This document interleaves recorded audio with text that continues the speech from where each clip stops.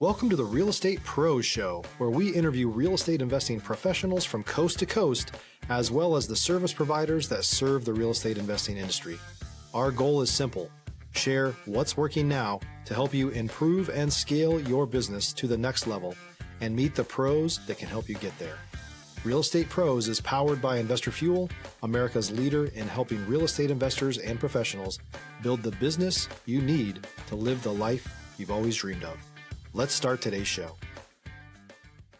Property insurance for real estate investors doesn't have to be difficult, but it does need to be there to protect you when you need it. MyInvestorInsurance.com not only provides insurance at 15 to 30% cheaper than traditional agencies, it's built specifically for real estate investors like you. You can set up an account in about 2 minutes, get quotes on properties, turn on and turn off insurance for your fix and flip or rental properties in around 2 minutes without having to talk to anyone directly, all through our portal. There's no better way or faster way to make sure you've got the coverage you need to protect you, and no more lengthy policies either. Once you're set up, you're billed monthly and prorated by the day for however long your policy is active. It's powered by MSI, the third largest independent MGA, with 1.5 million customers and more than $1 billion in cumulative premiums written. Get set up today in about 2 minutes at myinvestorinsurance.com/fuel. All right. Hey guys, welcome back to our show. I'm your host, John Harcar, and I'm here today with Briana Allred. And what we're going to discuss, obviously besides her, her experience in business and in real estate, we're going to talk about, where's the market going? She gets a lot of, is it a good time? Is it a bad time? So we're going to dive into that. But remember, guys, at Investor Fuel, we help real estate investors, service providers, really all real estate entrepreneurs 2 to 5x their business. And we do that by providing the community, the tools and the resources to grow that business, to help live the life you want to live. So Briana, welcome to our show. Thank you. Thanks for having me. Yeah, appreciate you coming on here. That market question is something that we get all the time. Like you said, it's always on people's minds. Where is this all gonna go? Before we get into that piece, why don't you tell our audience a little bit about you? Kind of your background in business and real estate and what brought you to today. Yeah. So my husband and I started investing in real estate before we even got married. It's been over 15 years now. Nice. And I was very conservative when we first got married, and he is very not conservative. he's let's go. You're like, hey, pump the brakes. Yeah. He works in the financial world, and he said, every million billionaire that I know invest in real estate. Yep. And that's what we're going to do. So I was like, all right, buckle up. And so we started right in with our first property. We bought it, we rented it out, bought another property, and it just kind of went from there. And we're not your average investor, like where we're looking for quick fix and flips. It's more like we buy something, we may live in it, fix it up, or buy something and fix it up, rent it out for a while and sell when it's a good time to sell. Yeah. And I think that's the hard thing about sometimes with fix and flippers when they're moving so fast that maybe it's not always a good time to sell, so they have to kind of pivot and figure out ways to rent and things. But we did that. That was great. And we've been doing that. So about, what has it been? Almost 8 or 9 years now. He told me, you need to get licensed. Why? I was like, yeah, because he couldn't. It was a conflict of interest with his current job. Okay. And so he said, you're it. What, and I was like, it to sell your properties, or what was the kind of the reason why? He's like, we are doing enough real estate that it makes sense that we need to do this for ourselves. And I was like, okay. And that was actually the intent when I got licensed, was that I was just going to do our own real estate. I had no intent of growing the business or anything like that at that time. And it just naturally happened.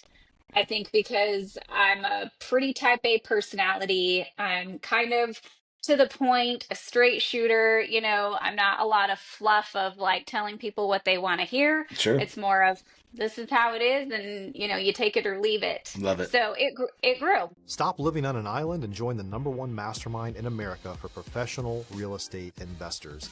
Investor Fuel is a community of hundreds of the nation's top investors working together to build stronger businesses and better lives. In addition to the amazing community of real estate investors acting as a board of advisors for one another, Investor Fuel members have access to 100% funding on purchase and repairs for our members only, a health insurance program, and benefits and discounts that more than pays for the membership of most of our members, meaning it's actually costing you money to not be a member of Investor Fuel. If you're looking to scale your business and build a business that allows you to live the life of your dreams, please visit investorfuel.com today and book a call with our team. My business grew. It's great. It's grown by referral. And then, yeah, so we've continued to kind of go on our journey of investing. I've managed to just help a ton of people. I've added parts to my business because I think that it's beneficial to my clients, like staging. I have my own personal stager to help consult people, and I have a huge network of construction people just from our own jobs that we do that we're also able to help other people with all of their projects. Awesome. So you added some other verticals basically in your business. Yeah. It's been great. That's awesome. If you ever watched any of my podcasts, you know that I like to go back. There's always a question I always like to figure out. Was there anybody in your past, prior to meeting your husband and all that, was there anybody in your past or in your family or that was in real estate, that flipped homes, that was a realtor, any of that, like that seed that might have been planted subconsciously back in the day to make you guys go, hey, let's do real estate? On my husband's side, I would say no. I think that he just got that bug from his industry. Okay. On my side, also no realtors, but my father owned a carpet store. He was extremely handy, and I grew up watching him build our family home, so Okay. I told my husband when I married him, I said, I need someone as handy as my dad because he can fix anything. There we go. The fatherly influence. So see, but that is the seed. I mean, that kind of Yeah. was that seed that, you saw that you were acclimated to that. It didn't scare you, right? So Yeah. that's good references to look back. So awesome. So when you guys started doing the real estate and buying stuff and, what were some of the struggles, right? What were some of the things in the beginning that you guys just kept running into walls on or had to do workarounds for?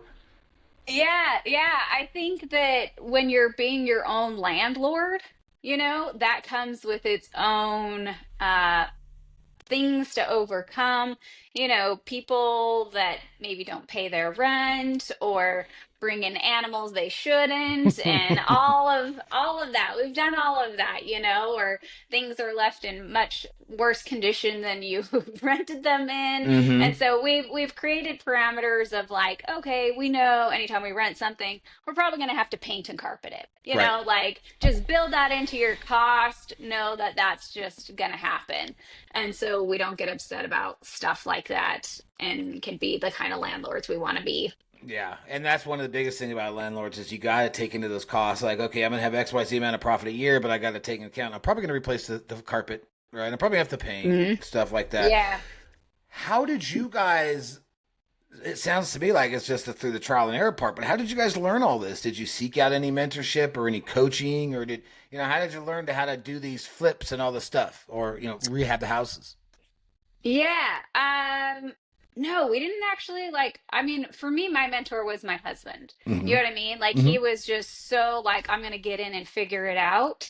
And then at some point he was living out of state quite a bit for his job it was me, Right. And so I had to jump in and figure it out and learn by trial and error. A lot of it was trial and error, Okay. and then pulling in our subs and learning from them as we went along because we have some great partners we work with and they're kind of like friends now, that we can call them up and be like, hey, what do you think's going on here? Can you help us kind of navigate it? So that's kind of been our path. That's awesome. I mean, that's the best way to learn, right? You get in there and you get your hands dirty. But then that leads me, when someone answers that, to the next question. Tell me your biggest oops. Tell me when you guys were doing something on a house or what was that? Oh, yeah, I shouldn't have done that. Oh, when we decided to build our first monstrosity in a mountain, we hired a bad builder. Mm, And that is the oops that we are still paying for. oh And no. so we have learned, oh, so much by trial and error. Yeah, I mean, learn that you got to vet people better, probably. Yeah, Really, really yeah. find more out about them. Yeah, yeah, no, really. I mean, and we thought we did a good job, but we're like, wow, maybe sometimes our read on people is not that great. Or try for referrals, right? Maybe referrals might have Yeah. been better. Or was this a referral? Well, it was a referral, Oh, but it was from a subcontractor that we used. And we did try to check references, but the hard part is when they don't have anything online, yeah, when they give you references, they're only going to give you the best of references, course. right?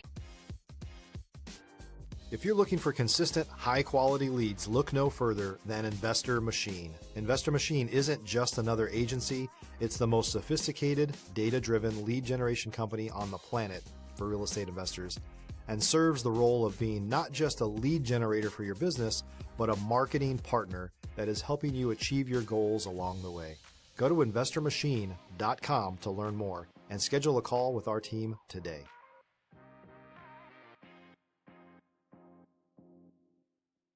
Yeah, So, of course. so it makes it a little bit difficult to vet somebody. So is it worth paying extra to find those people that have the honest reviews online and everything? Yeah, probably.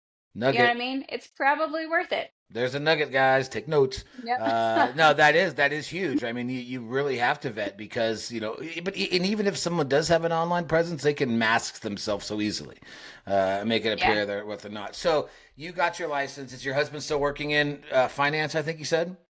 Yep. Okay. Yep. So you guys are doing that. This is kind of like a side time thing. Is there any ever going to be a time when you do the whole, he leaves that and jumps in business with you guys and you just go full time? No, he'll probably always stay in what he's doing, and I do this full time. You know Yeah. what I mean? Yeah, So you do this it. is my full time, and then that's his full time, and he helps wherever he can. Awesome. All right, so let's talk about you. You got your license. What is are you part of a brokerage? Do you own a brokerage? What's your Yep. team look like? So I'm with Equity, and I'm not a part of a team. Okay. I have my own team of people that I use, and I focus on residential only. So I have a lot of clients come to me for commercial, and I have a great referral partner for that. But, residential is where it's what I know. Yeah, that's awesome. Yeah. So let's talk kind of a little bit about, what, our topic was, where is the market going? I mean, a lot of people ask that, because I'm in the real estate space and it's a tricky question. So Yeah. I'll ask Yeah. you, where's the market going? So I think for this year, it's going to be pretty stagnant. And it's kind of hard to say because a lot of it is hinging on what are interest rates doing? Everybody's kind of waiting for them to drop. And what does that look like? And I think through what most economists are saying, it's pretty going to be pretty stagnant throughout the rest of the year. Hmm. I am afraid that if we see a drop in rates, we may see a spike in the market, you know? And we're kind of on this trajectory right now where home prices, they say nationally it's slightly still a seller's market, but in my local market, I'm seeing it pivot. Yeah. I'm seeing buyers have the upper hand. I'm able to do much better negotiating for my buyers for closing cost, buy downs, repairs.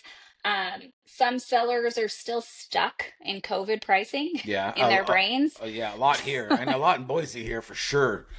Yeah, yeah, and so bringing them to reality of like your home is not worth that. Yeah. You are not going to hit the market and have five offers. That's just not going to happen. And they start realizing it when their home sits, Yeah.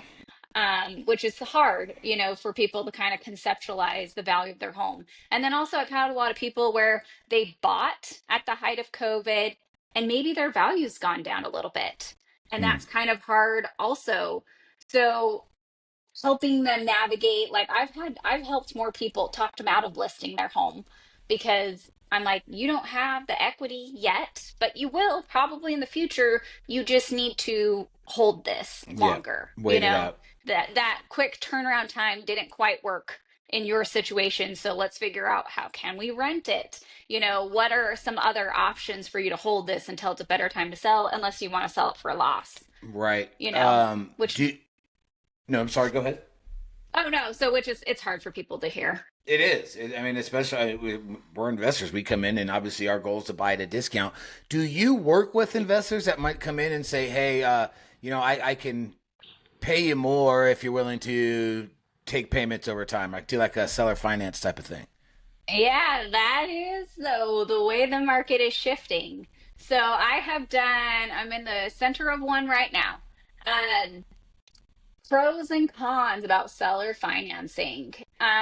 Pros are like, if the seller's willing to be that landlord, they need to know it comes with the risks of they are the landlord or they are the lender. Right. They are the lender that if something goes wrong, they are responsible for claiming and doing the foreclosure process and everything like that.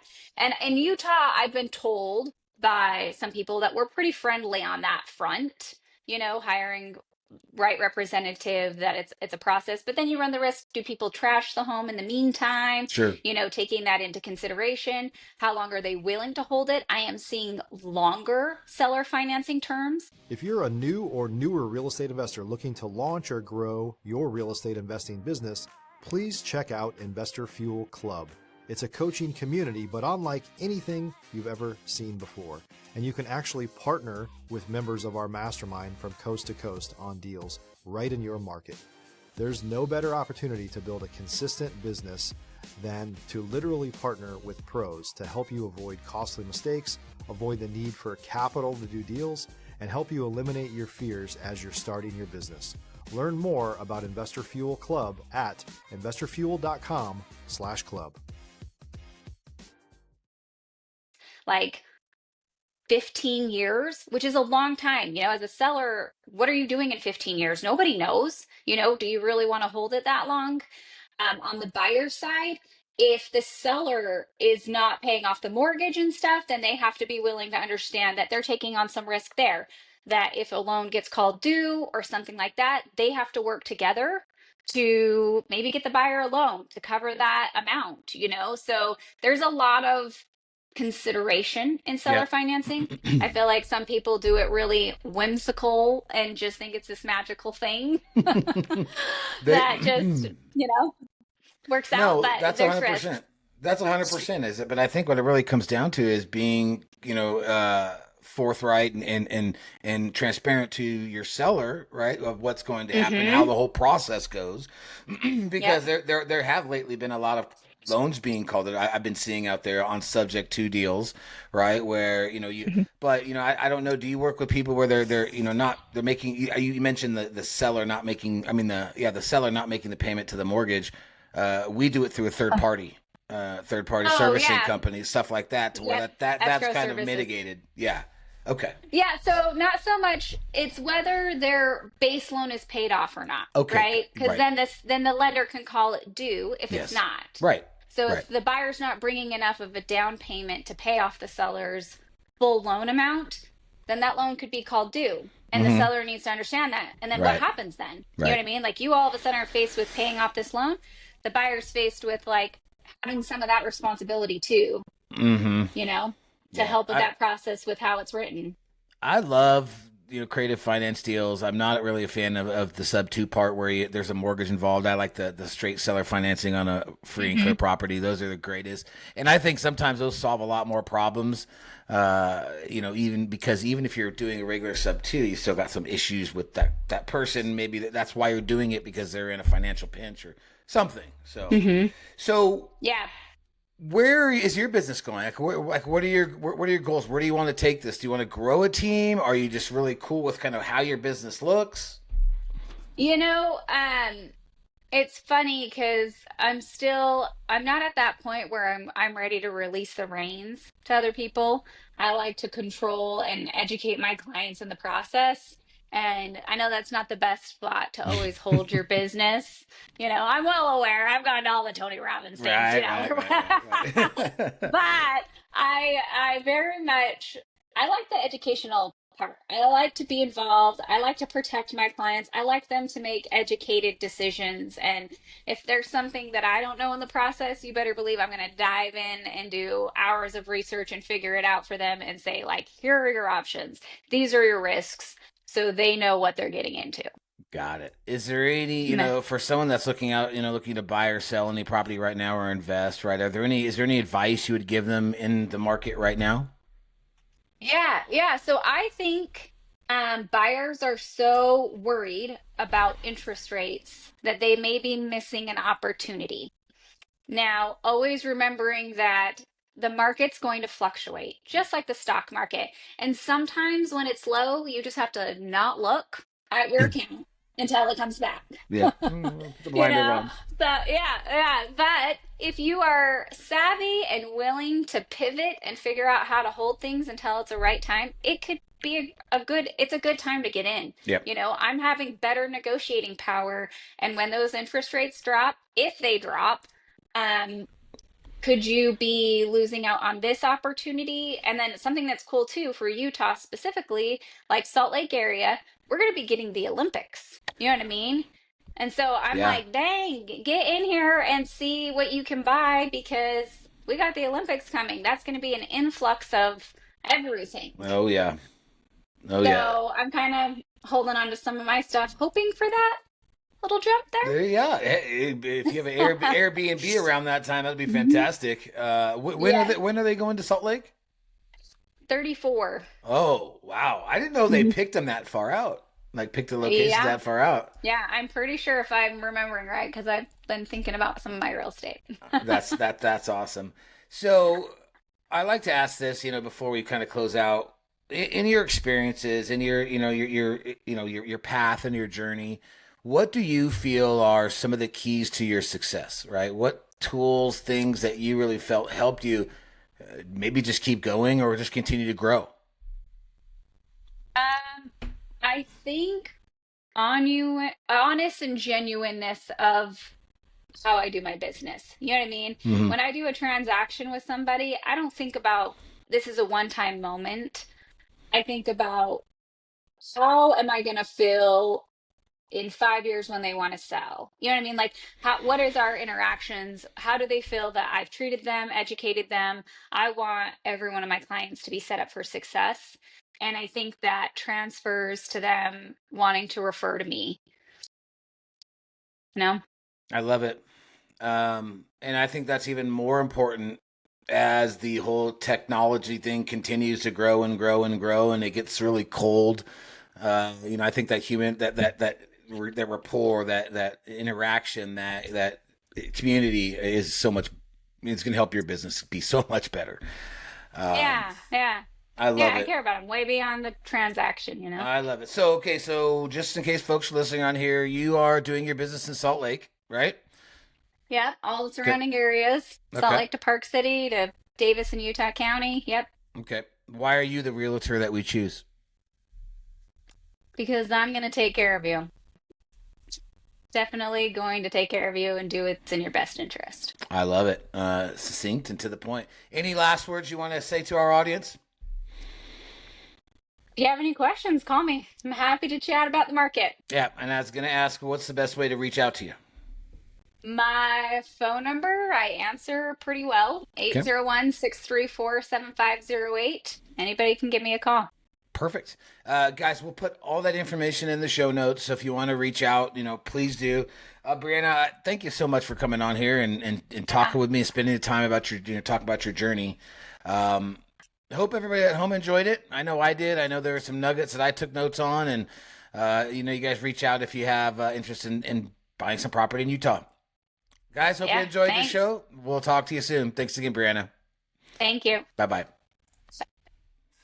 Thanks for joining us for today's Real Estate Pros Show. You can learn more about the amazing benefits of the Investor Fuel Mastermind community, including surrounding yourself with hundreds of other rock stars, 100% financing for your deals, and members-only discounts from vendors you're likely already using that, as a member of Investor Fuel, will save you more than the cost of your membership.